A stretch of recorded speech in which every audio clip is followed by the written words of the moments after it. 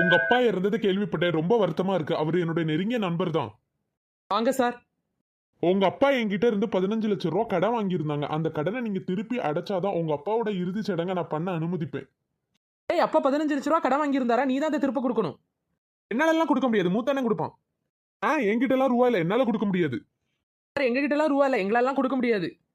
நீங்க 3 பேரும் திருப்பி கொடுக்கட்டா உங்க அப்பாவோட இறுதிச் சடங்கை கண்டிப்பா நான் நடத்த அனுமதிக்க மாட்டேன்.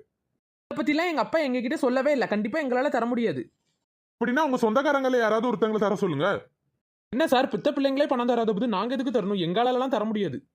சார், இப்போதைக்கு இந்த நகையெல்லாம் வச்சுக்கோங்க. அப்பாவோட இறுதி சடங்கை எந்த பிரச்சனையும் பண்ண வேண்டாம். மீதி பணத்தை நான் நாளைக்கே தந்துடுறேன். வேண்டாமா, அந்த நகையெல்லாம் நீயே வச்சுக்கோ. உங்க அப்பாக்கு தான் நான் 15 லட்சம் ரூபா தர வேண்டியது இருக்கு. உங்க அப்பா என்கிட்ட சொல்லியிருந்தாரு, அவரோட மறைவுக்கு பிறகு அவர் மேல உண்மையா அன்பு வச்சுக்கிற ஒருத்தங்களுக்கு தான் இந்த பணத்தை கொடுக்கணும்னு.